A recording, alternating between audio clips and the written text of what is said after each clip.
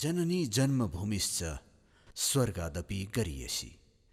राष्ट्रिय एकता राष्ट्रको आवश्यकता। राष्ट्रिय एकता परिषद आमा धर्मको प्रतिबिम्ब र प्रारम्भ हो। ओमकार महाअभियान।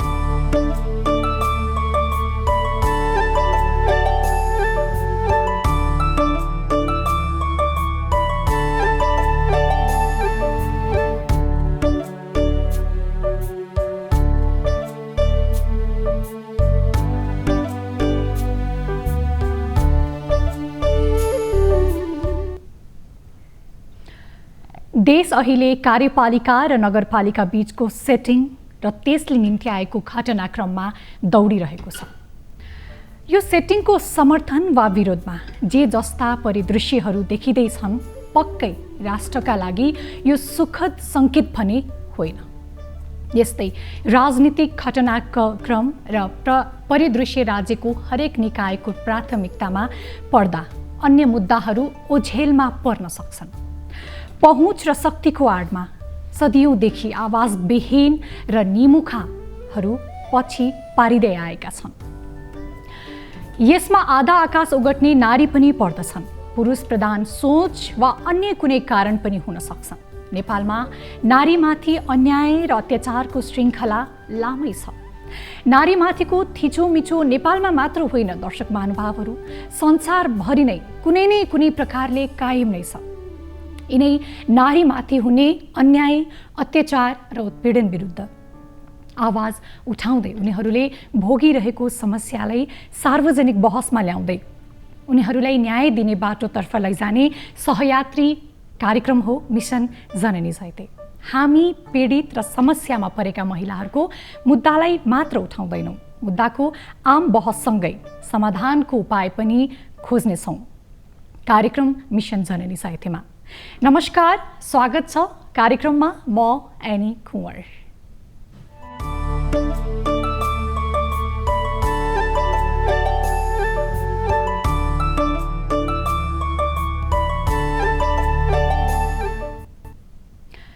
दर्शकवृन्द, आज हामी कार्यक्रममा एउटा रिपोर्टका साथै गोकर्णेश्वर नगरपालिकाकी उपप्रमुख शान्ति नेपालज्यूसँग विशेष कुराकानी गर्दैछौँ। शान्ति नेपालज्यू शिक्षण पेशा हुँदै राजनीतिमा जोडिनु भएको हो। फरक सोच र आफ्ना कुराहरू स्पष्टसँग राख्न सक्ने क्षमताका कारणले पनि उहाँ राजनीतिमा सक्रिय रूपमा आबद्ध हुनुभएको छ। छोटो समयमै स्थापित मात्रै बन्नु भएन, उहाँ गोकर्णेश्वर नगरपालिकाको उपप्रमुखको समेत बन्न सफल हुनुभयो। आज हामी कार्यक्रममा उहाँका केही व्यक्तिगत भोगाई, राजनीतिक र उपप्रमुखका रूपमा उहाँले निर्वाह गर्नुभएको भूमिकाका बारेमा कुराकानी गर्नेछौँ। कार्यक्रमको सुरुमा हेरौँ यो तयार गरिएको रिपोर्ट। मुलुकी अपराध संहिता 2074 अनुसार छाउपडीमा राख्नेलाई 3 महिनासम्म कैद वा 3000 रुपैयाँसम्म जरिवाना वा दुवै सजाय हुन सक्छ। कसुर भएको मितिले 6 महिनाभित्र नजिकको प्रहरी कार्यालयमा उजुरी गर्नुपर्छ।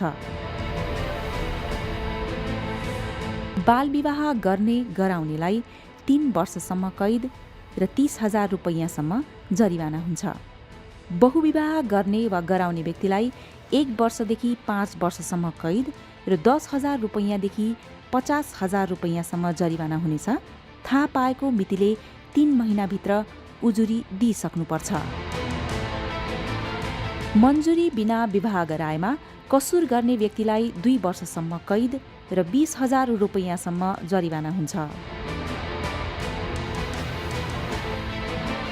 यदि कसैले जबरजस्ती करणी गरेको प्रमाणित भएमा 5 वर्षदेखि जन्म कैदसम्मको सजाय हुन सक्छ। कसुर भएको मितिले 1 वर्षभित्रमा उजुरी दिइसक्नुपर्छ। जबरजस्ती करणीको उद्योग गर्ने वा गराउने व्यक्तिलाई यस्तो कसुरको लागि तोकिएको सजायको आधा सजाय हुन्छ। कसुर भएको मितिले 1 वर्षभित्रमा उजुरी दिइसक्नुपर्छ। बाल यौन दुरुपयोगको कसुर गर्ने व्यक्तिलाई 3 वर्षसम्म कैद र 30,000 रुपैयाँसम्म जरिवाना हुन्छ। कसुर भएको मितिले 1 वर्षभित्रमा उजुरी दिइसक्नुपर्छ। अप्राकृतिक मैथुनको कसुर गर्ने व्यक्तिलाई 3 वर्षसम्म कैद र 30,000 रुपैयाँसम्म जरिवाना हुन्छ। कसुर भएको मितिले 1 वर्षभित्रमा उजुरी दिइसक्नुपर्छ। घरेलु हिंसा कसुर तथा सजाय ऐन 2066 अनुसार घरेलु हिंसा गर्नेलाई 6 महिना कैद वा 3,000 देखि 25,000सम्म जरिवाना वा दुवै सजाय हुन्छ। घरेलु हिंसा भए गरेको मितिले 90 दिनभित्र सो हिंसा भएको, भइरहेको वा हुन लागेको थाहा पाउने जुनसुकै व्यक्तिद्वारा सो सम्बन्धी विवरण खुलाई नजिकको प्रहरी कार्यालय वा राष्ट्रिय महिला आयोग वा स्थानीय तह वा सोझै अदालतमा समेत लिखित वा मौखिक उजुरी दिन सकिन्छ। मुलुकी अपराध संहिता 2074 अनुसार बोक्सा बोक्सीको आरोप लगाउने, बोक्सा बोक्सीको आरोप लगाई बसोबास गरेको ठाउँबाट निकाला गर्ने, सामाजिक बहिष्कार गर्ने वा अन्य जुनसुकै काम गरी क्रूर, अमानवीय वा अपमानजनक व्यवहार गरेमा 5 वर्षसम्म कैद र 50,000 रुपैयाँसम्म जरिवाना हुन्छ।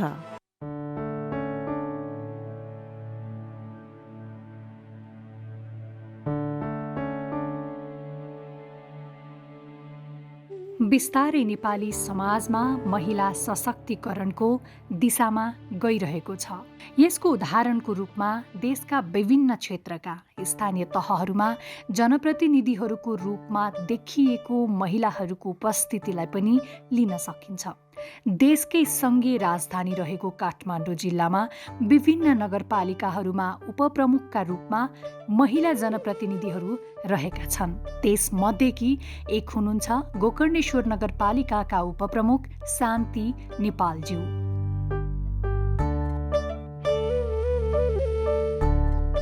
लामो समयदेखि शिक्षण पेसामा आबद्ध रहनुभएकी शान्ति नेपाल नेपाली कङ्ग्रेसको तर्फबाट स्थानीय राजनीति गर्दै नगरपालिकाको उपप्रमुख बन्नुभएको हो।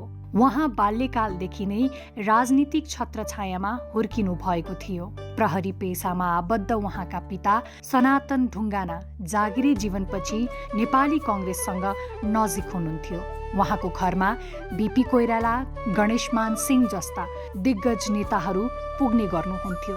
यही वातावरण र पिताले आफ्नो टोल छिमेकमा निभाएको समाजसेवीका छविले नै उहाँलाई राजनीतिमा लाग्न प्रेरित गरेको थियो।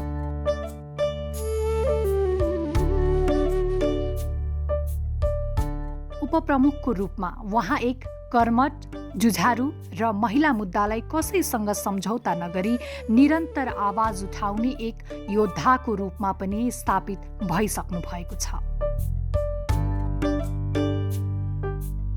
उपप्रमुख शान्ति नेपालजीले हाम्रो कुनै पनि काम, दिदीबहिनीको कामले उहाँले एकदमै सहजीकरण र एकदमै राम्रोसँग यस्तो होइन यसो गर, लेख्न पनि कुनै निवेदनहरू लेख्नलाई पनि यसरी होइन यसरी लेख्नुपर्छ भन्ने काम सिकाउनु भएको छ। काम त उहाँले हामीलाई एकदमै छिटो छरितो गरेर सिकाउनुहुन्छ। त्यसको लागि धेरै धेरै धन्यवाद भन्न चाहन्छु। र उपप्रमुख शान्ति नेपालजीले हाम्रो उहाँ काङ्ग्रेसबाट जितेर आउनु भएको छ भनेदेखि म नेकपा एमालेबाट निर्वाचित भएर आएको छु। हामी विभिन्न पार्टीबाट निर्वाचित भएर आए तापनि जस उपमेयरले अब यो कुर्सीमा बसिसकेपछि उहाँले सबैलाई समान अधिकार तरिकाले हेर्नुपर्ने हो। जस उहाँले ठिकै हेर्नुभयो जस्तो लाग्छ। 2 सन्तानकी आमा उहाँ पशुपक्षी र प्रकृति प्रेमी पनि बिहान सबैले उठेर घरको पूजापाठ सकेर घर परिवारको लागि खानपिन तयार गरेर नगरपालिकाको कामतर्फ लाग्नु उहाँको दैनिकी हो। श्रीमानको साथ र सहयोगले पनि राजनीतिको यात्रामा निरन्तर लाग्न सहज बनेको उहाँ बताउनुहुन्छ। राजनीतिको क्षेत्रमा परिवारको साथ र सहयोगले पनि राजनीतिको यात्रामा निरन्तर लाग्न सहज बनेको उहाँ बताउनुहुन्छ।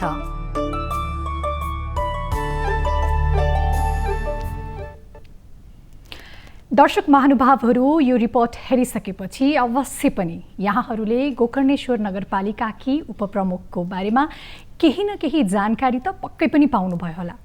उपप्रमुख शान्ति नेपालज्यू यति बेला हाम्रो स्टुडियोमा उपस्थित भइसक्नु भएको छ। आउनुहोस् उहाँलाई कार्यक्रममा स्वागत गरौँ। स्वागत छ म्याम यहाँहरूलाई मिसन जननी जयते कार्यक्रममा। हजुर धन्यवाद। सन्चै हुनुहुन्छ? हजुर एकदम सन्चै। दसैँ कस्तो भयो? राम्रै भयो दसैँ।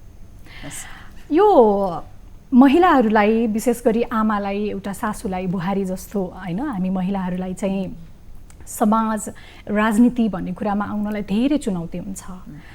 राजनीतिमा चाहिँ यहाँ आकर्षित कसरी हुनुभयो? राजनीतिमा आकर्षित हुनको लागि चाहिँ त्यो भित्र रगतदेखि नै आउनुपर्छ।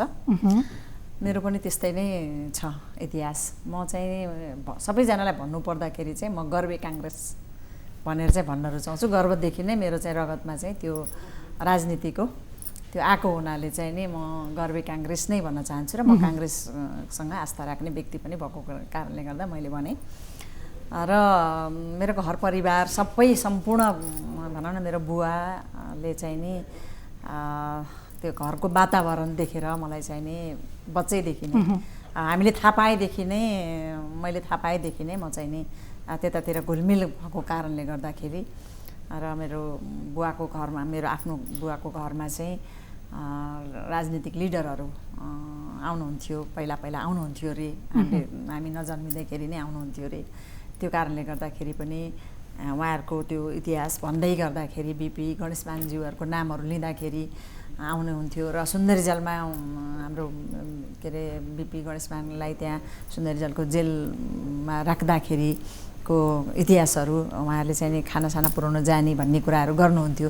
त्यो कारणले पनि मलाई चाहिँ नि मेरो घर परिवारदेखि नै इन्करेज गरेर चाहिँ म राजनीतिमा आएको। राजनीतिमा आउनुको कारण चाहिँ परिवारबाटै प्रेरित। कुन पदमा रहनुभयो म्याम हजुर?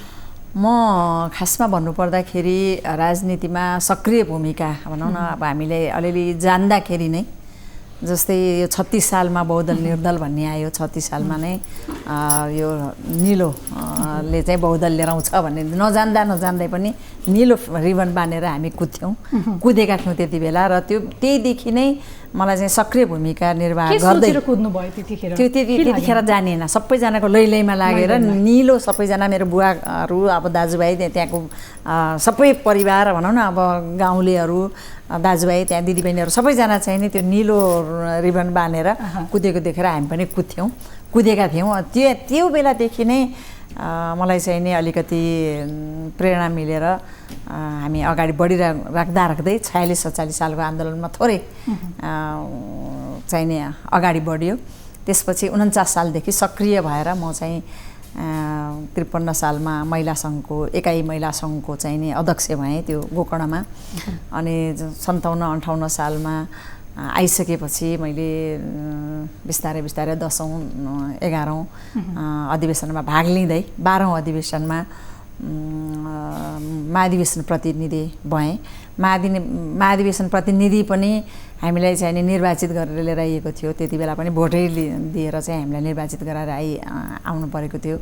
र 13औँ अधिवेशनमा अहिलेसम्म चाहिँ म पार्टीको सचिव छु र अहिले भनौँ न 14औँ अधिवेशनमा होमिँदैछु र अहिले क्षेत्रीय प्रतिनिधि आइसकेको छु। अब उपप्रमुखज्यू यति धेरै पदहरूमा पनि बसेर काम गरेर आइसक्नु भएको छ, अझै पनि हुनुहुन्छ। हजुर, यो उपमेयरको पदलाई सम्झिने हो भने चाहिँ यसको श्रेय कसलाई दिन मिल्छ? उपमेयरको पदलाई सम्झिँदाखेरि सबभन्दा पहिला त पार्टी नै हो। पार्टीले टिकट दिएन भनेदेखि उपमेयरको टिकट त पार्टीले नै दिन्छ। पार्टीले टिकट दियो, त्यसपछि त्यहाँका नगरवासीहरू जसले मलाई उपमेयर बनाउनलाई भोट दिएर चाहिँ जिताउनु भयो। त्यसमा पनि म चाहिँ नि एकदम सक्रिय रूपमा लागेको थिएँ। उहाँहरूले मलाई भोट दिएर जिताउनु भयो नगरवासीहरू। र तेस्रोमा चाहिँ मेरो बुवाले चाहिँ नि मेरो बुवाको नामबाट पनि मैले त्यहाँ मलाई चाहिँ नि फलानाको छोरी भनेर त्यहाँ चाहिँ नि सबैजनाले भनेको कारणले गर्दाखेरि चाहिँ म जितेको हो उपमेयर। त्यो कारणले गर्दाखेरि एक नम्बरमा पार्टी नै हो, पार्टी नभइकन त कुरै हुँदैन। त्यसले गर्दाखेरि पार्टी, जनता, नगरवासी जनताहरू र मेरो बुवालेको चाहिँ ठुलो हात छ यसमा। एउटा साँचो कुरा उपप्रमुखज्यूले बताइदिनु पर्यो। हजुर, साँचो कुरा के अर्थमा भने हेर्दा मान्छेलाई जतिको सहज लाग्छ, सजिलो लाग्छ यो पदहरू जति पनि हजुरले भन्नुभयो, उपप्रमुखको जिम्मेवारी वहन गर्दा गर्दा पनि के कस्ता कामहरूमा अझै धेरै गाह्रो हुने रहेछ उपप्रमुख भएर काम गर्दा नगरपालिकामा? कहिलेकाहीँ त चित्तै पनि त दुख्छ होला, ओहो भन्ने जस्तो पनि लाग्छ होला, के बताइदिनुहोस् न। खासमा भन्नुपर्दाखेरि भनौँ न, अब जनप्रतिनिधि भएर आइसकेपछि उपप्रमुख मात्रै नभएर जनप्रतिनिधि भएर आइसक्दा र साधारण जीवनशैली चाहिँ फरक चाहिँ पक्कै पनि हुन्छ। किन हुन्छ भने साधारण जीवनशैलीमा जे बोली पनि हुन्छ, जे गरी पनि हुन्छ र भनौँ न हामीले चाहिँ नि जुन ठाउँमा गएर जस्तो काम गर्दाखेरि पनि भयो। तर जनप्रतिनिधि आइसकेपछि जनताको आवाजलाई लिएर, जनताको भावनालाई बुझेर र जनतासँग सँगसँगै बसेर काम गर्दाखेरि चाहिँ फरक हुन्छ र त्यसको मजा नै छुट्टै आउँछ। त्यसले गर्दाखेरि हामी चाहिँ नि अब जनप्रतिनिधि भएर आइसकेपछि र साधारण जीवनशैली चाहिँ नि त्यस मानेमा पनि फरक हुन्छ र त्यो ठाउँमा जनप्रतिनिधिले भन्दा बोल्न पनि हामीले चाहिँ नि अब जनताले केही भन्नुहुन्छ कि भन्ने उसले गर्दाखेरि पनि हामीले चाहिँ नि मिलाएर त्यही अनुसारको चाहिँ कामहरू गर्दै जानुपर्ने भएको कारणले गर्दाखेरि पनि त्यसमा फरक बाटो भइहाल्छ। ती मध्येको अलिकति कठिन लाग्ने चाहिँ कुनै क्षण छ? कठिन लागेको चाहिँ त छैन, त्यस्तो केही पनि छैन अहिलेसम्मलाई चाहिँ। तैपनि त्यो भनौँ न म न्यायिक समितिमा पनि भएको कारणले गर्दाखेरि चाहिँ त्यो मुद्दाहरू आउँदाखेरि चाहिँ अलिकति गाह्रो चाहिँ हुँदो रहेछ। कस्ता मुद्दा आउने रहेछन् त? मुद्दा त आउँछ एकदमै। हाम्रो नगरपालिकामा न्यायिक समितिको सबभन्दा धेरै जग्गाको विवादै आउँछ। जग्गाको विवाद आउँदै गर्दाखेरि त्यहाँनिर भनौँ न अब सबै त्यही जनता नै हुन्छन्, त्यहीँका बासिन्दाहरू नै हुन्छन्। त्यसले गर्दाखेरि त्यसमा के गर्ने भन्ने कुरा चाहिँ नि मनमा आउँछ। तर कुर्सीमा बसेर न्यायिक समितिको संयोजक भएर गइसकेपछि चाहिँ नि यस्तो होइन है, यसमा चाहिँ समान व्यवहार गर्नुपर्छ र त्यो न्याय के हो, त्यो न्याय चाहिँ लिन पर्ने मान्छेले चाहिँ न्याय पाउनुपर्छ भन्ने भावना चाहिँ आउँछ। फेरि त्यो कारणले गर्दाखेरि अलिकति फरक चाहिँ छ, फरक चाहिँ आउँछ। 5वटा गाविसलाई जोडेर नगरपालिकामा रूपान्तरण हुँदा पनि चुनौतीहरू कस्तो आयो र जटिलताहरू के रहेछ? 5वटा गाविस मिलेर हाम्रो गोकर्णेश्वर नगरपालिका बनेको छ। त्योमा जस्तै जोरपाटी गाविस 5वटा वडा छ, त्यो चाहिँ पुरै सहर केन्द्रित छ र हाम्रो 1, 2, 3, 4 वडा चाहिँ नि 4वटा गाविस पहिला बनेको र 1, 2, 3 चाहिँ साह्रै विकट पनि छ। सबभन्दा धेरै विकट चाहिँ नि 1 नम्बर वडा चाहिँ साह्रै विकट छ। त्यो चाहिँ ओख्रिनी मूलखर्का भन्ने छ हाम्रो गाउँको नाम होइन।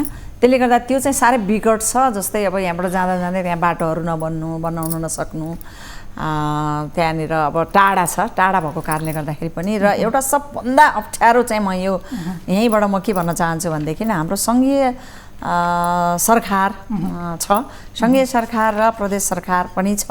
त्यसले गर्दाखेरि त्यो ठाउँमा अहिले राष्ट्रिय निकुञ्ज शिवपुरी राष्ट्रिय निकुञ्ज भएको कारणले गर्दाखेरि त्यो ठाउँलाई चाहिँ नि हामीले अहिलेसम्म पनि विकास निर्माण गर्न सकिरहेको छैनौँ। राष्ट्रिय निकुञ्जले चाहिँ हस्तक्षेप गरेको कारणले गर्दा हाम्रो नगरपालिकामा 1 नम्बर वडा पर्छ, तर राष्ट्रिय निकुञ्ज पनि सरकारकै हो र हामी स्थानीय सरकार हो भनेर हामीले भनिरहँदाखेरि त्यहाँनिर चाहिँ अझै पनि हामीलाई चाहिँ कामहरू गर्न दिइरहेको छैन र त्यहाँ शिवपुरी राष्ट्रिय निकुञ्जले चाहिँ नि अहिले पनि ढाड राखेर त्यहाँनिर पैसाहरू भनौँ न स्थानीय बासिन्दाहरूलाई, त्यहाँनिर आउने पर्यटकहरूलाई चाहिँ नि पैसाहरू उठाएर चाहिँ नि उहाँहरूले चाहिँ हस्तक्षेप गरेर बसिरहनु भएको छ। धेरै पटक हामीले विभिन्न ठाउँमा, केन्द्रमा, प्रदेशमा विभिन्न ठाउँमा चाहिँ हामीले समन्वय गर्नुपर्छ, यो चाहिँ हटाइदिनुहोस् भनेर भन्दाखेरि पनि अहिलेसम्म पनि 4.5 वर्ष भइसक्यो, अहिलेसम्म पनि त्यो गर्न सकेको छैन। तर यसै मार्फत म के भन्न चाहन्छु भने त्यो नहटाउनको कारणले गर्दाखेरि हामी चाहिँ नि हाम्रो स्थानीय सरकार 1 नम्बर वडामा चाहिँ काम गर्नको लागि एकदमै बाधक भएको छ र हामीले काम गर्न पाइरहेका छैनौँ। त्यसले गर्दाखेरि हामीलाई अप्ठ्यारो परेको छ। त्यो एउटा चुनौती भयो। त्यो हामीलाई अप्ठ्यारो भएको कारणले गर्दाखेरि त्यसले चाहिँ एकदमै हामीलाई चाहिँ नि अप्ठ्यारो महसुस गरेर हामीले त्यसमा जति लगानी गरे पनि त्यो फ्रिज हुने उपाय चाहिँ के रहेछ त त्यसो भयो? किनभने यहाँको कुरा सुन्दा त्यो चाहिँ एकदमै त्यो रक्षा मन्त्रालय अन्तर्गत पर्छ। रक्षा मन्त्रालय अन्तर्गत पर्दाखेरि हामीले विभिन्न रक्षा मन्त्रीहरू हुँदाखेरि पनि हामीले पहल गऱ्यौँ। पहल गर्दा समेत पनि त्यसलाई चाहिँ सुनवाई भएन होइन। अब त्यो के कारणले भएन हामी जान्दैनौँ। हाम्रो स्थानीय सरकार हामीले पाउनुपर्छ भन्ने चाहिँ नि हामीले त्यहाँ काम गर्नु पाउनुपर्छ, हाम्रो विकास निर्माण हुनुपर्छ, त्यहाँका जनतालाई सुविधा हुनुपर्छ भन्ने हाम्रो माग हो। त्यो चाहिँ नि अब तुरुन्तै त्यसलाई चाहिँ नि हटाइदिनु भएको खण्डमा हामी चाहिँ विकास निर्माण पनि गर्न सक्छौँ। र पर्यटकहरूलाई विशेष गरेर त्यो पर्यटकीय क्षेत्र हो, त्यहाँनिर पर्यटकहरू धेरैभन्दा धेरै चाहिँ नि त्यहाँ लगेर हाम्रो आय आर्जन पनि गर्न सकिन्छ, त्यहाँका बासिन्दाहरूलाई आय आर्जन पनि गर्न सकिन्छ। त्यसमा चाहिँ नि यो तुरुन्तै चाहिँ नि सङ्घीय भनौँ न सङ्घ अन्तर्गतका केन्द्र सरकारले चाहिँ नि त्यसलाई हेरेर त्यसलाई चाहिँ हटाउन पायो भनेदेखि चाहिँ हामीलाई अलिकति सहज हुन्थ्यो र हामी काम गर्न सजिलोसँग सक्थ्यौँ। त्यहाँको स्थानीयहरू त अहिले आक्रोशित बनिरहेका होला नि त? आक्रोशित पनि छन्, एकदमै आक्रोशित पनि छन् कि त्यो एकचोटि पहिला चाहिँ नि त्यहाँको स्थानीयहरूलाई स्थानान्तरण गर्ने भन्ने कुरा पनि आएको थियो। तर के कारणले भएन त्यो चाहिँ मलाई अहिले पनि जानकारी छैन। तर सम्बन्धित भनौँ न त्यहाँका बासिन्दाहरूले चाहेको ठाउँमा लगेर उनीहरूलाई चाहिँ स्थानान्तरण गराउन सकेको खण्डमा पनि त्यो ठाउँलाई एकदम कि सबै सम्पूर्ण उहाँहरूले लिनु पर्यो। होइन भनेदेखि स्थानीय त्यहाँ 500 घरधुरी 500-600 घरधुरीहरू छन्। त्यो 500-600 घरधुरीको लागि चाहिँ नि अहिलेसम्म पनि हामीले त्यहाँ विकास निर्माण चाहिँ पुर्याउनलाई गाह्रो भएको कारणले गर्दाखेरि गोकर्णेश्वर नगरपालिकामा चाहिँ अझै पनि हामीले चाहिँ केही गर्न सकेनौँ कि भन्ने जस्तो जोडिएको भएर निकुञ्जले नै हस्तक्षेप गरिरहेछ। समाधान के हुन सक्छ? निकुञ्जलाई पनि त्यो हटाउनै हानि नहुने गरेर चाहिँ उनीहरूलाई हानि नहुने गरेर त्यहाँ चाहिँ नि हामीलाई विकास निर्माण गर्न पाउनुपर्छ।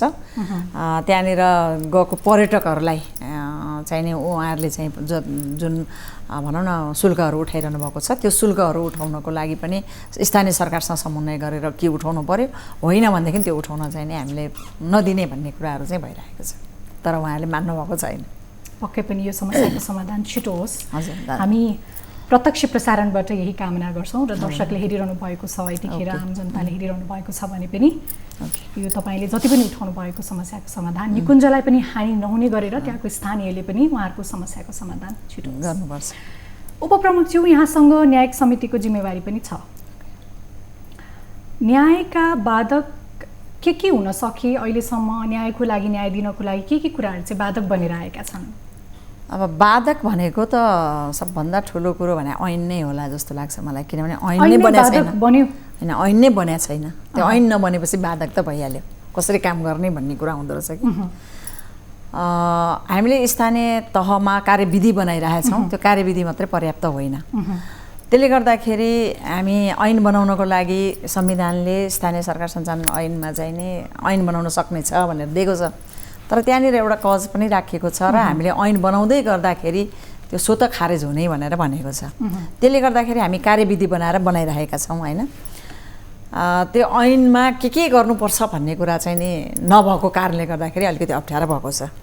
र ऐन हामीले त्यो भनौँ न स्थानीय सरकारले चाहिँ नि कार्यविधि बनाएर लाग्दै गर्दाखेरि चाहिँ त्यहाँनिर भनौँ न प्रशासनमा जुन कार्यान्वयन अब न्यायपालिकालाई हाम्रो न्यायिक समितिलाई सबै अधिकार छैन त्यो कार्यविधिमा। र स्थानीय सरकार सञ्चालन ऐनमा पनि स्थानीय सरकार सञ्चालन ऐनको 47को 1 र 2मा जुन 1मा चाहिँ निर्णय गर्ने भनेको छ, 2मा मेलमिलापको उसबाट मात्रै गर्ने भनिएको छ।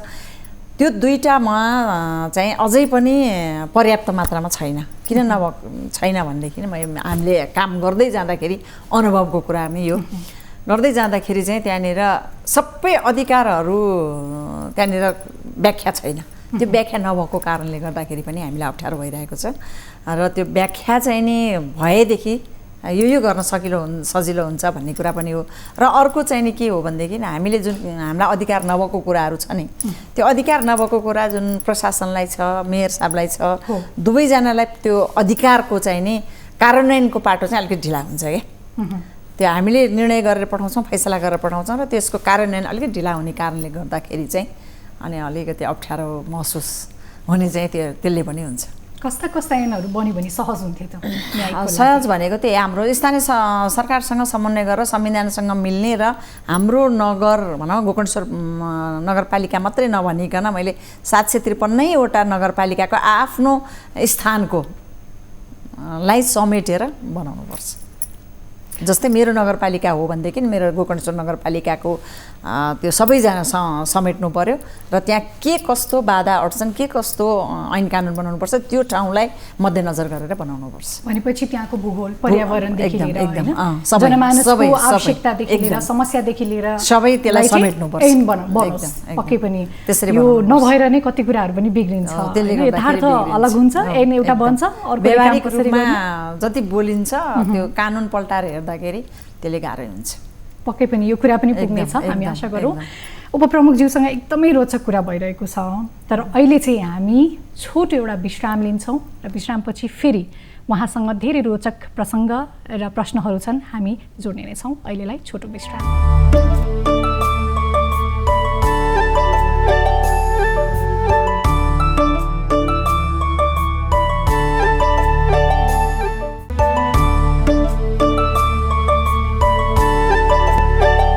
नारीको सबलता र सह अस्तित्व देशको लागि, कुमारी ब्याङ्क सबैको लागि, सधैँको लागि। जननी जयते। शुभ कार्यको संस्कारमा कुमारी ब्याङ्क। जननी जन्मभूमिश्च स्वर्गादपि गरीयसी। राष्ट्रिय एकता राष्ट्रको आवश्यकता। राष्ट्रिय एकता परिषद। आमा धर्मको प्रतिबिम्ब र प्रारम्भ हो। ओमकार महाअभियान।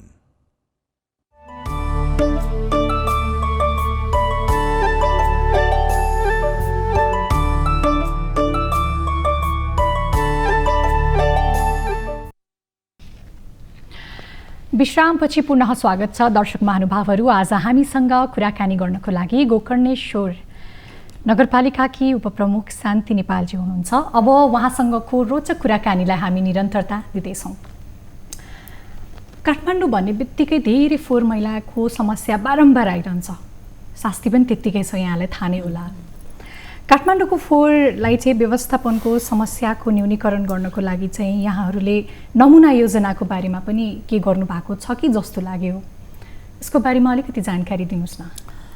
अब यो काठमाडौँको फोहोर गोकर्णेश्वर नगरपालिकाको मात्रै होइन, यो खासमा भन्नुपर्दाखेरि यो काठमाडौँ उपत्यकाभरिकै समस्याको कुरा छ। काठमाडौँ उपत्यकामा डम्पिङ साइट छैन। त्यसले गर्दाखेरि अहिले हाम्रो 18वटा नगरपालिका फोरम भन्ने एउटा ऊ छ। नगर के अरे हाम्रो नगरपालिकाको मेयर र उपमेयरहरूको चाहिँ नि एउटा फोरम छ। त्यो फोरममा पनि बारम्बार यो फोहोर मैलाको मात्रै कुरा निस्किन्छ। डम्पिङ साइट छैन, के गर्ने भन्ने कुरा हुन्छ क्या। र एउटा कुरा चाहिँ के हो भने पक्का यो डम्पिङ साइट हामीले बनाउन नसकेपछि हामी आएको भनौँ निर्वाचित भएर आइसकेपछि लगानी बोर्डले चाहिँ बन्चरेटारमा चाहिँ हाम्रो यो डम्पिङ साइट बनाउने भन्ने कुरा भएको थियो। तर आजसम्म पनि त्यो नसकेपछि चाहिँ नि अहिलेसम्म पनि नभएपछि अब आफ्नो नगरपालिकामा चाहिँ हामी आफै गर्नुपर्छ भन्ने हिसाबले हाम्रो मेयर साहबहरू भनौँ न अब 4वटा मेयर साहबहरू गोकर्णेश्वर नगरपालिका, बुढा नीलकण्ठ नगरपालिका, कागेश्वरी, शङ्खरापुर र हाम्रो एकजना हाम्रै सांसद हाम्रो 3 नम्बर क्षेत्रको सांसद चाहिँ जापान गएर चाहिँ त्यो फोहोर मैला जलाउने मेसिन भनेर चाहिँ लिएर आउनु भएको थियो। त्यो मेसिन त लिएर आयौँ हामीले, तर त्यो मेसिन लिएर आइसकेपछि पनि हामीले चाहिँ त्यसलाई फिट गर्न सकेनौँ। किनभने त्यो फोहोर जलाउने भनिसकेपछि कोही पनि जनताहरूले चाहिँ नि त्यसलाई बुझेनन्। अब जापान जाने जनताहरू कोही पनि छैनन्, खालि मेयर साहब र सांसद मात्रै जानुभएको छ। उहाँहरूले बुझेर आउनुभएको छ त्यो यस्तो यस्तो हो भनेर डेमो देखाउँदाखेरि पनि उहाँहरूले चाहिँ नि बुझ्नु भएन होला सायद। जनताले नमानेको त त्यो त राम्रै त्यो होला। फोहोर त्यहाँ उहाँहरूको ठाउँमा चाहिँ नि फोहोर हुन्छ। अब डम्पिङ साइट जस्तै सिस्डोलमा अहिले जति जनताहरू भोगेर पनि तर्सेका होलान् जनताहरू, जति पीडित हुनुहुन्छ उहाँहरू त्यस्तै सम्झिनु भयो होला सायद होइन। त्यसले गर्दाखेरि चाहिँ नि त्यो नबुझेको कारणले गर्दाखेरि हाम्रो नगरपालिकाले चाहिँ अहिले त्यो फोहोर जलाउने मेसिन चाहिँ नि फिट चाहिँ गरिसकेको छ। त्यसको उद्घाटन हुन बाँकी छ र त्यो फोहोर मैला व्यवस्थापनको लागि चाहिँ नि हामीले पहल गर्दैछौँ। र फोहोर मैला व्यवस्थापन गर्नको लागि हामीले भनौँ न विभिन्न यो समयमा विभिन्न टाइममा चाहिँ नि विभिन्न समयमा चाहिँ नि सबै महिला दिदीबहिनीहरू सबै त्यहाँका जनताहरूलाई चाहिँ नि फोहोर मैला व्यवस्थापन आफ्नै घरबाट गर्नुपर्छ भनेर चाहिँ तालिमहरू चाहिँ दिइराखेका जस्तै यहाँले पनि कम्पोस्ट मलहरू बनाउने यताउता गर्नुहुँदो रहेछ आफ्नै घरमा। हामीले एकछिन अगाडि भिडियो पनि हेरेका थियौँ आफ्नै घरको छतमा पनि। अब कसरी चाहिँ यस्तै कुरालाई अझै नगरपालिकामा गर्नुहुन्छ? किनभने यो समस्याको समाधान त सिस्डोलमा होली होला जस्तो त लागेन। सिस्डोलमा होइन, यो फोहोर मैला भनेको आफ्नै घरबाटै निस्किने फोहोर हो, त्यसलाई घरमै व्यवस्थापन गर्नुपर्छ भन्ने चाहिँ नि यो सोच चाहिँ नि मेरोमा उपप्रमुख हुनुभन्दा अगाडि नै म गोकर्ण महिला सञ्जालको अध्यक्ष थिएँ। त्यो अध्यक्ष हुँदै गर्दाखेरि मैले फोहोर मैला सम्बन्धी अलिअलि आफैले ट्रेनिङ लिएर चाहिँ अब यस्तो गर्नुपर्छ है भनेर त्यहाँका दिदीबहिनीहरूलाई चाहिँ नि इन्करेज गरेर दिदीबहिनीहरूलाई तालिम दिएर चाहिँ नि जैविक फोहोर र अजैविक फोहोरलाई चाहिँ नि छुट्याउने जुन मैले जानेको कुरा उहाँहरूलाई मैले सिकाउने गरेको थिएँ। त्यसकै प्रभावमा चाहिँ कतिपय दिदीबहिनीहरूले चाहिँ नि आफ्नै घरमा मल बनाउन सुरु गर्नुभयो र कौशी खेती पनि गर्न थाल्नुभयो। त्यो मलले कौशीभरि तरकारीहरू उब्जाएर पनि उहाँहरूले चाहिँ नि त्यो भनौँ न फोहोर व्यवस्थापन गर्नुभयो। तर हाम्रो नगरपालिका मात्रै नभएर अरूमा पनि होला, हाम्रो नगरपालिकामा 777 के अरे 77 जिल्लाका व्यक्तिहरू चाहिँ त्यहाँ बसोबास गरेर व्यवसाय गरेर बसिरहनु भएको छ।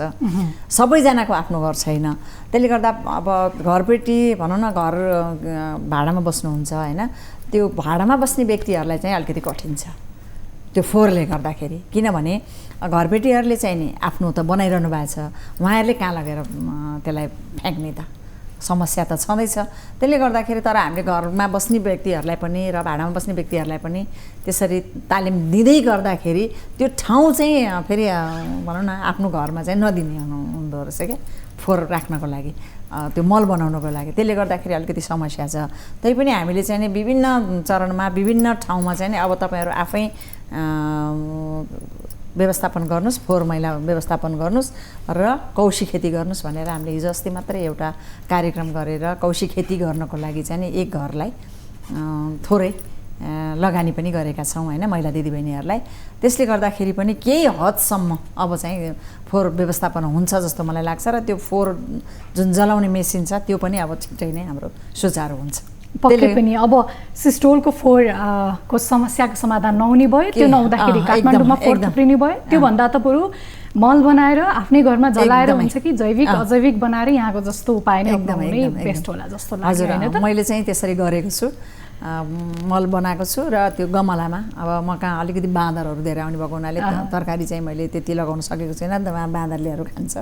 तर खाए पनि हामीले चाहिँ नि फुलहरू रोपेर अलिअलि तरकारीहरू रोपेर चाहिँ त्यसलाई चाहिँ मिनिमाइज गरेर फोहोरलाई चाहिँ नि मैले घरबाट बाहिर निस्किन दिँदिनँ। पक्कै पनि म्यामसँग धेरै धेरै कुराको रोचक कुराहरू भइरहेको छ। केही एउटा हजुरलाई सरप्राइज दिन पनि मन लाग्यो हाम्रो कार्यक्रम मार्फत चाहिँ। सरप्राइज हेर्नुहुन्छ होइन, तयार हुनुहुन्छ? ठिक छ, हामी एउटा सन्देश प्रस्तुत गर्दैछौँ दर्शक महानुभावहरू। मम्मीको र हाम्रो रिलेसन सासु बुहारीको भए पनि तर हामीलाई चाहिँ कस्तो बिहेभ गर्नुहुन्छ भन्दा हामीलाई चाहिँ अब आफ्नै आमा जस्तो लाग्छ, हामीलाई सासू जस्तो अलिक फिल हुँदैन, हामीलाई कम्फोर्टेबल हुन्छ। हामीलाई बाहिर हिँड्नको लागि पनि फ्री छ, त्यस्तो बााउन्ड्रीमा बस्नुपर्ने जस्तो कुनै पनि अवस्था छैन। आमाले अब सङ्घर्ष धेरै नै गर्नुभएको छ परिवारको लागि, प्लस अब सबैको लागि भनौँ एज अ नगरपालिका उपप्रमुख भएर पनि सबै राम्रो गर्नुभएको छ। अब अझै राम्रो गर्दै जानुहुन्छ। जीवनका अध्यायहरूमा उनी चाहिँ परिचित बनेर देखा पर्छन्। मैले उनलाई चाहिँ परिचितभित्र पनि केही रोचक पक्ष पनि हुन्छन्, केही सोचे पक्ष पनि हुन्छन्, त्यसमा चाहिँ संयम भएर देखा पर्छन्। त्यो अवस्था हामीलाई खुसी लाग्छ एकदम। आगामी दिनहरू पनि उनको सोचे अनुरूप नै अगाडि बढ्दै जाउँ। नगर उपप्रमुखज्यू जो अहिले बहाल हुनुहुन्छ, एक किसिमले हाम्रो विभाग पनि हुनुहुन्छ, जनबाट जनमत प्राप्त एउटा जनप्रतिनिधि हुनुहुन्छ। उहाँले आजसम्म जे काम गर्नुभएको छ, संहिता कानुनका प्रारम्भिक चरणमा हामीले गरेका काममा हामी केही अप्ठ्यारोमा पर्यौँ होला, हामीलाई अनुभव भएन होला, त्यसले पूर्ण सफलता प्राप्त गर्ने दिशामा उन्मुख छ, गरेका छौँ, त्यो विवाद छैन। तर आगामी दिनमा उहाँले जुन किसिमको आजसम्मको काम जिम्मेवारी वहन गर्नुभएको छ, यी असल छन्, राम्रा छन् र सफल छन्।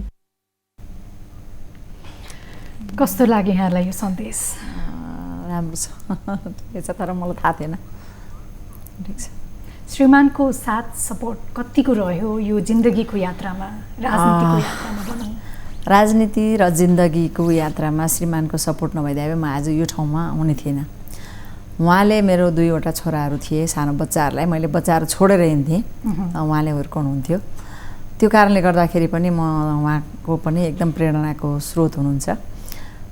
सायद उहाँ नहुनु भएको भए म यसरी अगाडि बढ्न सक्दिनँ थिएँ। उहाँलाई भनौँ न, अब त्यसले गर्दाखेरि पनि अब यसमा मैले केही भन्नै सक्दिनँ।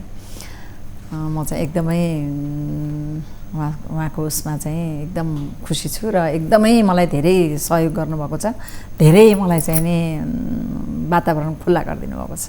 हजुरहरू जस्तो महिलाहरू अलिकति भाग्यमानी पनि हुन्छन् कि श्रीमानको साथ हुन्छ यो कुरामा? यो मैले भन्ने गरेको पनि छु। धेरै महिला दिदीबहिनीहरूको त्यो कार्यक्रमहरूमा चाहिँ नि मैले बोल्ने पनि गरेको छु। म एकदमै भाग्यमानी छु। मेरो घरको श्रीमानले मलाई चाहिँ नि बाहिर पठाउनु भएको कारणले गर्दाखेरि, बाहिर चाहिँ नि सजिलोसँग भनौँ न राजनीतिमा अथवा कुनै काम गर्दाखेरि मलाई बाहिर पठाउनु भएको कारणले गर्दाखेरि नै म यतिको भएको हो। तपाईँहरू पनि घरकै चुला चौकामा मात्रै बसेर नअल्मलिनुहोस् चाहिँ मैले भन्ने गरेको छु। त्यही भएर उहाँलाई चाहिँ प्रेरणाको स्रोत नै भन्न चाहन्छु म। पक्कै पनि श्रीमानको साथले गर्दाखेरि आज जिन्दगी लगायत समाज राजनीतिको पाटोमा यहाँसम्म अगाडि बढ्नु भएको छ। अब उपप्रमुख भएर नगरपालिकामा बस्दाखेरि चाहिँ सबैजना महिला त हजुर जस्तो भाग्यमानी कहाँ होलान् र कस्ता कस्ता समस्या आउँदा रहेछन् दिदीबहिनीहरूको? महिला दिदीबहिनीहरू अहिले गोकर्णेश्वर नगरपालिकामा भन्नुपर्दाखेरि हामी निर्वाचित भएर आउँदाखेरि र अहिले धेरै परिवर्तन भएको छ।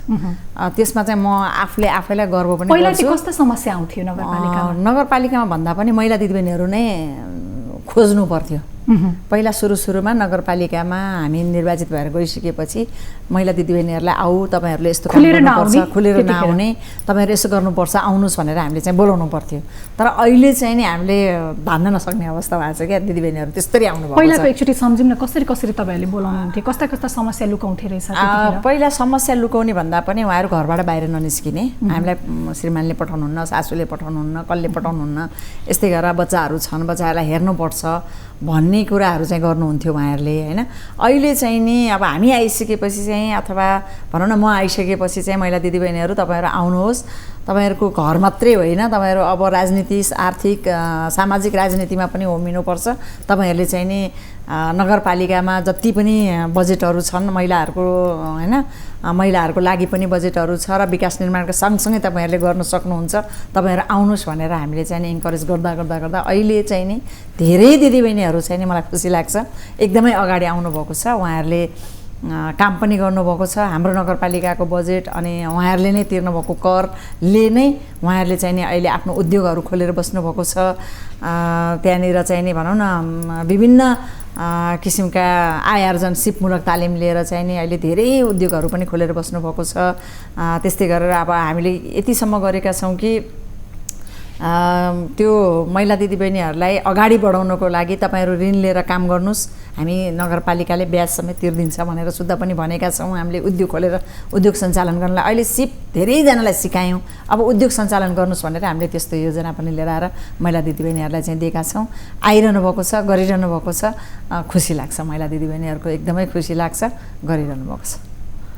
यो हिंसा र पीडाको कुराहरू चाहिँ कतिको आउँदो रहेछ? हिंसा र पीडामा चाहिँ नि अहिले कस्तो छ भनेदेखि मैले भन्नुपर्दाखेरि महिला दिदीबहिनीहरू पीडित आउनुहुन्छ घरेलु हिंसाहरू लिएर, माना चामल भर्नेदेखि कस्ता हिंसा चाहिँ हुँदो रहेछ हजुरको अनुभवमा? विशेष गरेर खाना लाउन पाइन भन्ने आउँछ, त्यसपछि कुटपिट गर्यो भन्ने पनि आउँछ होइन। मलाई चाहिँ घरमा बस्न दिएन, घरमा बस्ने वातावरण बनाइदिनुहोस् भनेर पनि आउँछ होइन। धेरै जसो चाहिँ माना चामलकै कुरा आउँछ, खाना दिएन, खाना लाउन दिएन भनेर आउँछन्। त्यस्तोलाई चाहिँ नि हामीले भनौँ न न्यायिक समिति छ, न्यायिक समितिमा हाम्रो कानुनी सल्लाहकारहरू हुनुहुन्छ, उहाँहरूसँग सल्लाह गरेर हाम्रो निर्णय अथवा हाम्रो त्यो अधिकार क्षेत्रभित्र परेको कुराहरूलाई चाहिँ नि हामीले फैसला गरेर मेलमिलाप गराउन सकेसम्म हामीले चाहिँ मेलमिलाप गराउने कोसिस गर्छौँ। हाम्रो नगरपालिकामा 61जना मेलमिलापकर्ताहरू हुनुहुन्छ। म आइसकेपछि नै हामीले मेलमिलापकर्ताहरूलाई तालिम दिएर चाहिँ उहाँहरूलाई चाहिँ नि मेलमिलाप केन्द्र खोलेर, वडै पछि मेलमिलाप केन्द्र खोलेर उहाँहरूलाई चाहिँ नि मेलमिलापमा पठाइदिन्छौँ हामी। अनि उहाँले मेलमिलाप गराएर पठाउनुहुन्छ र हामीले चाहिँ निर्णय गरेर पठाउँछौँ। सकेसम्म हामी मेलमिलापमै जान्छौँ र त्यो दिदीबहिनीहरूलाई चाहिँ नि न्याय नै भइरहेको जस्तो लाग्छ अहिलेसम्म। पक्कै पनि यो आफ्नो शिक्षाको क्षेत्रको अनुभवको प्रभाव होला यहाँको नगरपालिकामा। हजुर, अद्वितीय स्थानीय पाठ्यक्रम बनाई वितरण गरेको बारेमा पनि धेरै कुराहरू रहेछन्, यसको बारेमा के बताइदिनुहोस् न। गोकर्णेश्वर नगरपालिका मा हामी आइसकेपछि स्थानीय पाठ्यक्रम पनि चाहिन्छ भनेर विशेष गरेर अब भनौँ न हामी बोर्डिङ पढाउँछौँ बच्चाहरू होइन।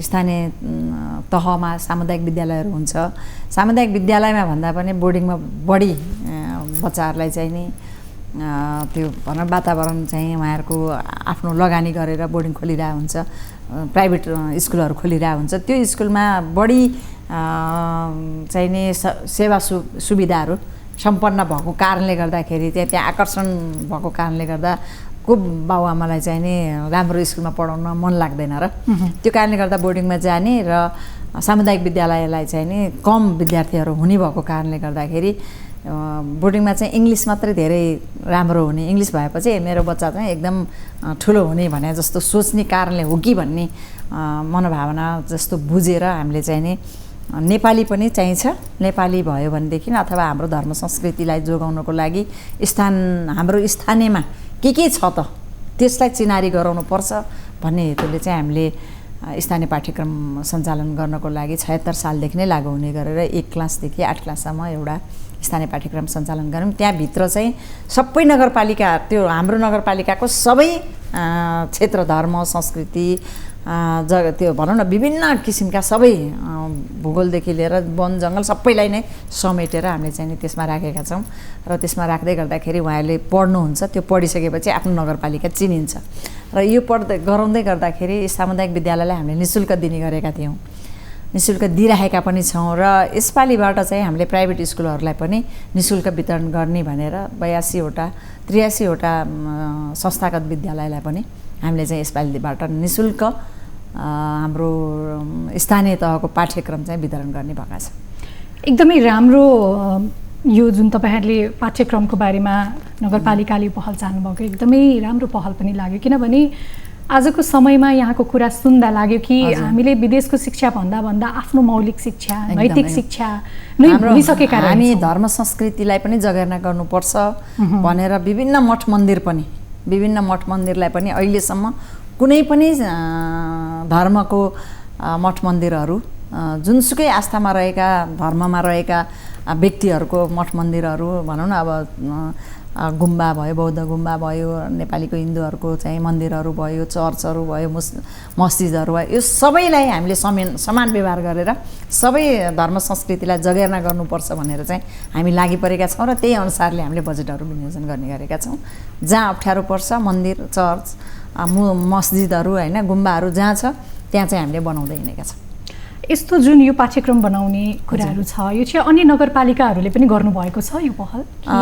सुरुवात गर्नुभएको छ भन्ने कुरा चाहिँ मैले सुन्नमा आएको छ होइन, कतिवटाले गर्नुभयो त्यो चाहिँ मलाई थाहा भएन, तर एउटा क्लासमा मात्रै अथवा 2टा क्लासमा मात्रै गरेको जस्तो पनि लाग्छ है।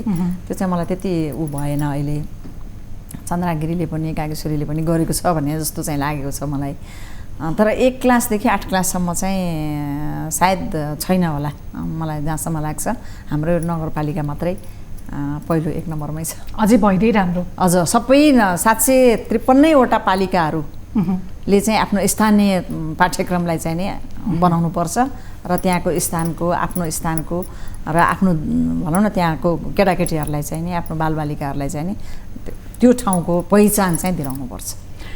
उपप्रमुखज्यू, अब यो काठमाडौँको भिडभाडबाट अलिकति बाहिर जाउँ, शान्त ठाउँमा जाउँ भन्दाखेरि हामीलाई नाम आउँछ बौद्ध स्तूपा, त्यहाँ जान्छौँ। अनि कहाँ जाने हरियाली खोज्न भनेपछि गोकर्णेश्वर जान्छौँ। हजुर, तर त्यहाँ जाँदाखेरिको जुन कुनै बाटो धुलो खाल्डाखुल्डीले गर्दाखेरि चाहिँ जाउँ कि नजाउँ पनि हुँदो रहेछ नेपाली जनता स्थानीय। यो एकदम ठिक भन्नुभयो। हामी 74 सालमा निर्वाचित भएर आउनुभन्दा अगाडिदेखिको पानी लिन सक्नुहुन्छ? हजुरलाई गाह्रो भयो? हुन्छ, लिन सक्नुहुन्छ, लिउँ। ठिक छ। यो भनौँ न 74 सालमा हामी निर्वाचित भएर आयौँ। हजुर। त्योभन्दा अगाडिदेखि नै टेन्डर परेको। म चाहिँ के भन्ने गरेको छु भनेदेखि हामी हुन त बच्चादेखि नै त्यही ठाउँमा हुर्केको, अहिलेसम्म त्यो बाटो राम्रो बनाएको छैन। म अहिले 55-56 वर्ष भएँ। त्यो बाटो जस्तोको तस्तै छ। त्यसले गर्दाखेरि दुःख लाग्छ। एउटा कुरा पक्का के हो भनेदेखि हामी 74 सालभन्दा अगाडि नै टेन्डर परेर टेन्डर खोलेर बनाउन पर्ने बाटोलाई अहिलेसम्म पनि नबनाउनुको कारणले गर्दा त्यो बाटोले गर्दाखेरि हामी पनि ओझेलमा परेका छौँ। ऐतिहासिक ठाउँ हो नि, एकदमै गोकर्णेश्वर नगरपालिका पनि एकदमै ओझेलमा परेको छ। किन परेको छ भने जुन जोरपाटीबाट सुन्दरजोल जाने बाटो टेन्डर परेको अहिले यत्रो वर्ष भइसक्दा पनि हामी आएकै 5 वर्ष हुन लाग्यो, 8 वर्ष भइसक्दा पनि बनेको छैन। किन बनेन भन्नुपर्दाखेरि अब नेपाल सरकारले पहिला 11 मिटर भनेर तोकेको थियो। त्यो 11 मिटर हुँदाखेरि मुआवजा दिन चाहिँ नसक्ने, जनताको आफ्नो व्यक्तिगत सम्पत्तिलाई हडपेर बाटो बनाउनु त गाह्रै हुन्छ। तर विकास पनि चाहिन्छ, विकास सँगसँगै जनतालाई चाहिँ नि रुवाउनु पनि भएन। त्यो कारणले गर्दाखेरि त्यो अवस्था आएको थियो होइन, 11 मिटर गर्न नसकेर। तर अहिले हामी आइसकेपछि चाहिँ त्यही पनि अहिले हाम्रो 2-3 वर्ष जति भयो हामीले पहल गर्दा गर्दा गर्दा गर्दा गर्दा बल्ल बल्ल सरकारवालाहरूसँग सडकको सरकारवालाहरूसँग जहिले पनि हामी यसरी बस्ने त भन्ने कुराहरू राख्दै जाँदाखेरि त्यहाँको जनताहरूले पनि हामी यसो गर्न सक्छौँ नि त भनेर उहाँहरूले चाहिँ नि 7-7 मिटर दुवैतिर 7-7 मिटर गरेर 14 मिटरसम्म दिन्छौँ हामी, तपाईँहरूले गर्नुहोस् भनेपछि हामी चाहिँ सुरुवात गऱ्यौँ। अनि ठेकेदारहरूले पनि काम सुरु गर्नुभएको छ। त्यही पनि कस्तो हुँदो रहेछ भने काम गर्दै जाँदाखेरि समन्वय नगर्ने। जस्तै हामीले सडक बनाउने त भन्यौँ, सडक बनाउँदै गर्दाखेरि त्यहाँ प्राधिकरणको पोलहरू छ, त्यो पोलहरूसँग प्राधिकरणसँग समन्वय गर्दा गर्दा हिजोसम्म पनि हामी चाहिँ त्यो प्राधिकरणको पोल हटाउन नसकेर हामी कहाँ हटाउने भनेर चाहिँ सँगै राखिरहेका छौँ। भनेदेखि टेलिकमको पोलहरू छ, त्यो टेलिकमको पोलहरूलाई पनि व्यवस्थित गर्नु पर्यो। त्यो कारणले गर्दाखेरि जुन मन्त्रालय, जुन विभाग, जुन संस्थासँग हामीसँग समन्वय गर्नुपर्ने छ समन्वय नै नगरिदिने, कुनै पनि मन लागि गर्ने। अनि सडक बनाइसक्यो अनि खानेपानीले आएर ढल खनिदिने अनि टेलिकमले पोल गाड्नको लागि खनिदिने गर्दाखेरि चाहिँ हामी एकदमै सक्दैन रहेछ त। त्यो कारणले गर्दा समन्वय छैन क्या, समन्वय हुनु पर्यो नि त। स्थानीय सरकार नै छैन भनेर मन लागि गर्न त पाइएन नि त। स्थानीय सरकारसँग आउनु पर्यो, स्थानीय सरकारसँग समन्वय गर्नु पर्यो। ल हामीले यो काम गर्न लाग्छौँ, तपाईँहरूले यो गर्नुहोस्, हामी यो गर्छौँ भनेर दुवै पक्ष बसेर समन्वय गरेर त सजिलैसँग अगाडि बढ्नु पर्ने हो। तर आजसम्म पनि न केन्द्र न प्रदेश हामीसँग समन्वयमा छैन, गर्दैनन् पनि। उल्टै हाम्रो अधिकार जति चाहिँ सबै स्थानीयको साथ चाहिँ कतिको छ यो कुरामा? स्थानीय सरकार नहुँदो हो भनेदेखि त अहिले जनताहरू कहाँ जाने भन्ने कुराहरू हुन्छ। जस्तै यो कोरोनाको कहरमा अहिले राज्यले तपाईँहरू सबैजनाले देखिरहनु भएको छ, स्थानीय सरकार नहुने हो भने चाहिँ नभएको यदि नभइदिएको भइदिएकी सबै जनताहरू चाहिँ नै सोत्राम हुन्थे र यो कोरोनाले सबैलाई सखाप पार्थ्यो यो महामारीले। किनभने स्थानीय सरकार, केन्द्र सरकारले एउटा पनि आइसोलेसन राख्न सकेन। केन्द्र सरकारले बल्ल बल्ल बल्ल बल्ल अहिले खोपहरू लिएर आइराखेको छ भनेदेखि यो सुरुमै आइसोलेसन राखेर भनौँ न त्यो गर्न नसकेको कारणले गर्दाखेरि स्थानीय सरकारले जति गर्यो, हामीले 14,000 व्यक्तिलाई खाना खुवायौँ, दैनिक खाना खुवाउँथ्यौँ। त्यो मजदुर गर्ने व्यक्तिहरूलाई चाहिँ नि त्यसरी खाना पनि खुवायौँ, राहत पनि वितरण गऱ्यौँ। सरकारले राहत वितरण गर्दाखेरि लाज लाग्छ, भन्न पनि लाज लाग्ने हुन्छ। स्थानीय सरकार नले चाहिँ नि जति पनि राहतहरू वितरण गरेको छ स्थानीय सरकारले वितरण गरेको छ, विभिन्न सङ्घ संस्थाले सहयोग गरेका छन्। तर स्थानीय सरकार नभएको भए अहिले कति गाह्रो हुन्थ्यो भन्ने कुरा सबैले बुझेका छन्। तर यो भन्दै पनि भनौँ न अब जुन आइसोलेसनमा हामीले स्थानीय सरकारले हाम्रै नगरपालिका पनि त्यो विगत पहिलो चरणमा पनि हामीले आइसोलेसन राखेका थियौँ। अहिले दोस्रो चरणमा अक्सिजनको कति महामारी भयो, अक्सिजन नपाएर कति व्यक्तिहरूको मृत्यु वरण गर्नु पर्यो। त्यो अवस्थामा पनि हामीले चाहिँ अक्सिजन थेरापी राखेर आइसोलेसन राखेर अक्सिजन थेरापीकै आइसोलेसन राखेर चाहिँ हामीले सबैजनालाई चाहिँ समस्याबाट मुक्त गराउने कोसिस गऱ्यौँ। जे होस् धेरै भन्दा धेरै चाहिने व्यक्तिहरूलाई राहत मिलेको थियो। र अहिले पनि हाम्रो नगरपालिकामा कम्तीमा पनि एक दैनिक रूपमा खोप पनि भइरहेको छ, खोप पनि लगाइरहनु भएको छ र पिसिआर पनि हामीले हप्ताको 2 दिन चाहिँ नि कन्टिन्यू निःशुल्क दिइरहेका छौँ। त्यो चाहिँ भइरहेको छ। पक्कै पनि दर्शक महानुभावहरू, बौद्ध स्तूपादेखिको गोकर्णेश्वर नगरपालिका जाने बाटो उपप्रमुखज्यूले भने जस्तै समन्वयन भएर छिटो बनोस्, हामी पनि यही कामना गर्छौँ। र अहिले भने छोटो समय भएको छ विश्रामको।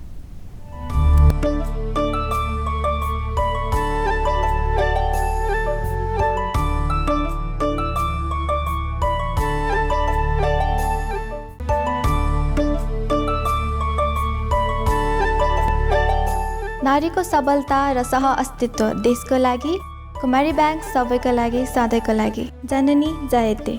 शुभ कार्यको संस्कारमा कुमारी ब्याङ्क। जननी जन्मभूमिश्च स्वर्गादपि गरीयसी। राष्ट्रिय एकता राष्ट्रको आवश्यकता।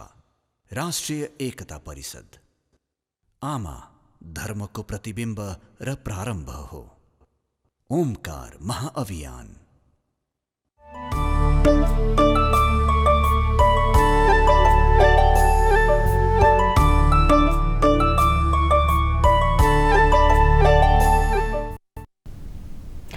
दर्शक महानुभावहरू, विश्रामपछि पुनः स्वागत छ। कार्यक्रममा हामी फेरि कुराकानीलाई निरन्तरता दिँदैछौँ। आज हामीसँग हुनुहुन्छ गोकर्णेश्वर नगरपालिकाकी उपप्रमुख शान्ति नेपालज्यू।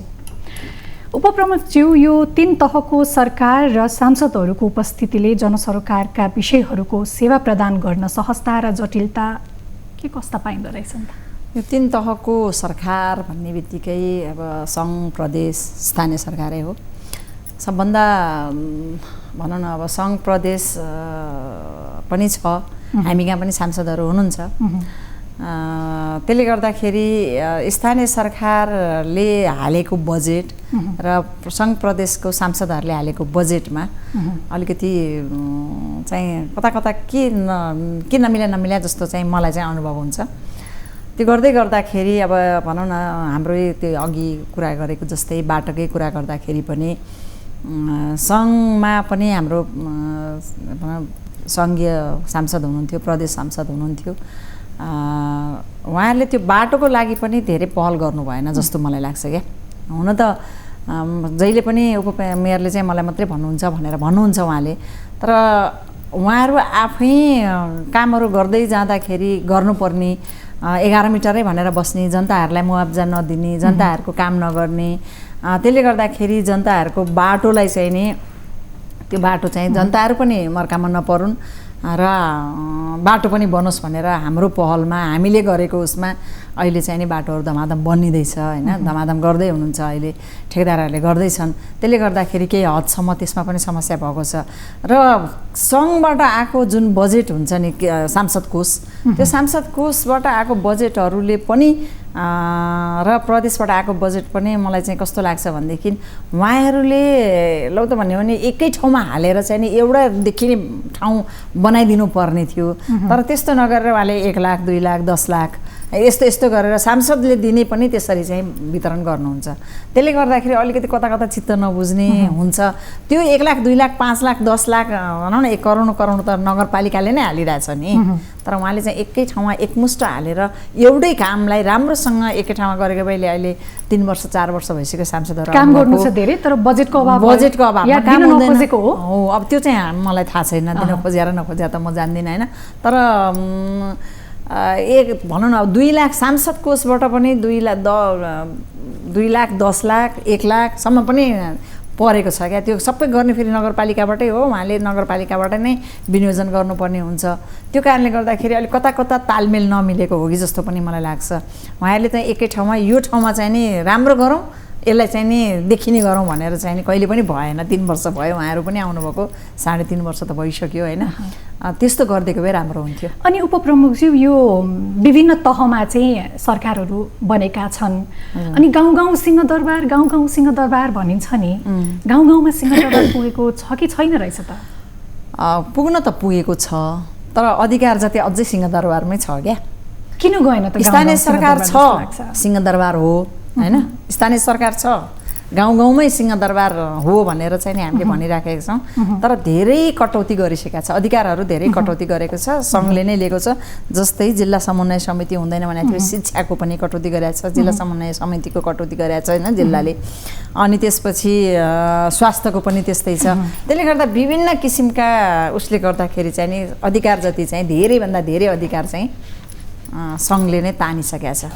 त्यो कारणले गर्दाखेरि हामी चाहिँ स्थानीय सरकार, हाम्रो सबै कामहरू चाहिँ स्थानीय सरकार, हामी जनप्रतिनिधिहरू सबैजनाले गर्ने, सबै बिहान बेलुका त्यहाँका जनताहरूसँग भनौँ न जुनसुकै समस्या पर्दाखेरि पनि हामीलाई फोन गर्नुहुन्छ, रात बिहान केही नभनिकन आधा रातमा फोन गर्नुहुन्छ, कतिपटक भनौँ कस्तो कस्तो बेलामा फोन गर्नुहुन्छ। त्यो अवस्थामा चाहिँ हामी चाहिँ नि उहाँहरूसँग लागेर गर्नुपर्छ।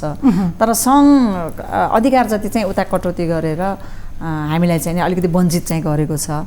त्यो काम चाहिँ जनप्रतिनिधिहरूले गरेको कामलाई चाहिँ नि सङ्घ र प्रदेशले चाहिँ देखेको छैन। भनेपछि नारामा मात्र सिंहदरबार सीमित रहेछ, सिंहदरबारमै छ त्यो होइन। हामीले काम गरेका छौँ होइन, स्थानीय सरकारले काम गरेको छ, हामी आफै जबरजस्ती पनि गरिरहेका छौँ क्या। कति कामहरू चाहिँ नि जनताको भावनालाई बुझेर कामहरू चाहिँ गरिरहेका छौँ। तर अधिकार चाहिँ नि पुर्याउनलाई सबैको पहल हुनु पर्यो, पहल हुनु पर्यो। त्यसको लागि चाहिँ उपप्रमुखज्यू, अब हामी कार्यक्रमको अन्त्यतिर नै आइसकेका छौँ। अन्त्यमा आउँदाखेरि हजुरलाई एउटा फेरि रोचक प्रश्न गर्न चाहे मैले। कुनै पनि व्यक्तिको आफ्नो कर्मक्षेत्रमा अघि बढ्ने आकाङ्क्षा त हुन्छ नै सबैजनाको। उपमेयरको अनुभव त धेरै बटिले सक्नु भइसक्यो, अलिकति त बाँकी होला, अब केही समय छ। कहिलेकाहीँ लागेको होला नि त, पदमा बसे सँगसँगै कलम चलाउने अधिकार पनि पाएको भए कार्यान्वयन गर्थे भनेर। अब मानौँ अबको दिनमा उपप्रमुखबाट तपाईँ मेयर हुनुभयो भने के गर्छु भन्ने अठोट राख्नु भएको छ, के योजना छ र के गर्नुहुन्छ? अब सबभन्दा पहिला मेयर हुनको लागि हामी सक्षम छौँ, हाम्रो हैसियत पनि छ। हामी 5 वर्षसम्म उपमेयर भएर जनताको भावना बुझेका छौँ र त्यो जनताको भावना अनुसार काम गर्नको लागि हामी एकदम सक्रिय भएर लाग्छौँ। त्यो पक्कै पनि हो होइन। यदि मेयर हुनको लागि सबभन्दा पहिला पार्टीले टिकट दिनुपर्छ। हाम्रो चाहिँ फेरि यस्तो छ होइन, पार्टीले टिकट दिएर मेयरमा मैले उठेँ भने सबभन्दा पहिला जनताको भावना बुझेर जुन जति पनि मैले उपमेयरमा गर्न नसकेको कामहरू छ, मेयर भएपछि त्यो सबै गर्न बाँकी चाहिँ 1 2 3 मा अब गर्न बाँकी विकास निर्माणकै कामहरू बाँकी छ। जुन अघि मैले भनेका कुराहरू, त्यो राष्ट्रिय निकुञ्जका कुराहरू भए होइन, त्यस्ता कुराहरूलाई चाहिँ नि अझ त्यसलाई चाहिँ नि बलियोसँग चाहिँ नि हामीले कानुन बनाएर त्यसलाई हाम्रो स्थानीय तहमा चाहिँ ल्याउनु पर्ने बाँकी छ। थुप्रै कामहरू छन् नि त गर्नुपर्ने त स्थानीय तहमा। अहिले 20 वर्षसम्म जनप्रतिनिधिहरू नभएको, अहिले एकैचोटि 5 वर्षमा त सबै काम त गर्न सकिँदैन। त्यो कारणले गर्दाखेरि हामीले गर्नुपर्ने कामहरू धेरै छ। आफ्नो ठाउँ बनाउनको लागि पक्कै पनि सकिन्छ र मेयर भएँ भनेदेखि मैले भनिहालेँ, जनताको भावना बुझेर हामी सक्षम पनि हैसियत पनि भएका 753वटा नगरपालिकाका उपाध्यक्ष उपमेयरहरू जो सबैजनाले चाहिँ अहिले मेयर बन्ने हैसियत राख्नुभएको छ, सक्नुहुन्छ, सक्षम हुनुहुन्छ र म पनि सक्छु। मैले पनि जनताको भावना हेरेर बुझेर काम गर्न सक्छु। पक्कै पनि एउटा महिला, एउटा आमाले घरको, समाजको, राष्ट्रको भूमिका पनि निर्वाह गर्ने सामर्थ्य राख्छन् भन्ने एउटा उदाहरण हजुरबाट प्रष्ट भएको छ। आगामी दिनमा पनि उपप्रमुखबाट हजुरलाई मेयर भएर फेरि मिसन जननी जयते कार्यक्रममा यहाँलाई उपस्थित गराउन पाऊँ, हाम्रो पनि हजुरलाई यही शुभकामना। अहिलेको लागि हजुरलाई यति धेरै रोचक कुराकानी गरिदिनु भयो, कति कुराहरू खोलिदिनु भयो, भनिदिनु भयो, आफ्नो आवाजलाई बुलन्द बनाएर हजुरलाई धेरै धेरै धन्यवाद। हस्, मलाई पनि यहाँसम्म बोलाउनु भयो मिसन जननी मार्फत। तपाईँहरूले जननी जयते लाई म धेरै धेरै शुभकामना दिन चाहन्छु र आगामी यो गइसकेको बडा दसैँ, दीपावली, छठ, नेपाल सम्मत सम्पूर्ण चाडबाडको पनि म शुभकामना व्यक्त गर्दै, आभार व्यक्त गर्दै बिदा हुन्छु। नमस्कार, धन्यवाद। दर्शकवृन्द, अब हामी कार्यक्रमको अन्त्यतिर त आइसकेका नै छौँ। कार्यक्रम मिसन जननी जयतेमा हामीले हाम्रो कार्यक्रमको आइडीमा हरेक श्रृङ्खलामा सम्मान स्वरूप 5 महिला दिदीबहिनीहरूको तस्बिर राख्ने गरेका छौँ। यदि तपाईँ पनि आफ्नो तस्बिर यो कार्यक्रमको आइडीमा समावेश भएको हेर्न चाहनुहुन्छ भने तपाईँले हामीलाई आफ्नो तस्बिर पठाउन सक्नुहुनेछ। त्यस्तै कार्यक्रममा तपाईँ एक स्वतन्त्र पत्रकारको रूपमा हामीलाई सूचना पनि दिन सक्नुहुनेछ र म पनि पत्रकार शीर्षकमा तपाईहरू हामीसँग जोडिन सक्नुहुनेछ। यदि तपाईँको घर छिमेकमा महिला सम्बन्धी कुनै पनि हिंसाहरू भइरहेका छन् र त्यसलाई कानुनी दायरामा ल्याउन चाहनुहुन्छ भने पनि तपाईँले हामीलाई आफ्नो आवाजलाई बुलन्द गर्दै निर्धक्क र निडर भएर हामीलाई त्यस्ता सूचनाहरू दिन सक्नुहुनेछ। समाचार सङ्कलनमा निष्पक्षताका लागि नागरिक संवाददाताको रूपमा सहभागी भई म पनि पत्रकार शीर्षकमा तपाईहरू पनि मिसन जननी जयतेमा प्रत्यक्ष जोडिन सक्नुहुनेछ। तपाईँले दिनुभएको समाचार र सूचना पठाउनको लागि हाम्रो टेलिभिजनको स्क्रिनमा देखाइरहेका यी नम्बरहरूमा पनि सम्पर्क गर्न सक्नुहुनेछ। दर्शकवृन्द, कार्यक्रमको निर्धारित समय सकिसकेको छ। हामी जहिले पनि भन्ने गर्छौँ, आफ्नो छोरी, आफ्नो आमा, दिदी, बहिनी, श्रीमती, हरेक आफ्नो जननीलाई यति बलियो बनाउनुहोस् कि आफ्नो हक अधिकारको बारेमा आफै खुलेर बोल्न सकुन्, आफै अन्यायको विरुद्ध डटेर लड्न सकुन्। यदि तपाईँ पनि कुनै हिंसा समस्यामा पर्नुभएको छ, दबावमा पर्नुभएको छ, बोलिरहन सक्नुभएको छैन, अन्यायको कुराहरू कहाँ गएर सुनाउने भनेर अन्योलमा पर्नुभएको छ भने त्यसलाई प्रष्टफुटन गर्न चाहनुहुन्छ भने पनि हामीलाई निर्धक्क र निडर भएर सम्पर्क गर्न सक्नुहुनेछ। हामीलाई सम्पर्क गर्नको लागि हाम्रो सम्पर्क नम्बर रहेको छ 98 5 13 23 0 30 र 98 010 88 008 मा सम्पर्क गर्न सक्नुहुनेछ। सत्य मात्रको जय होस्।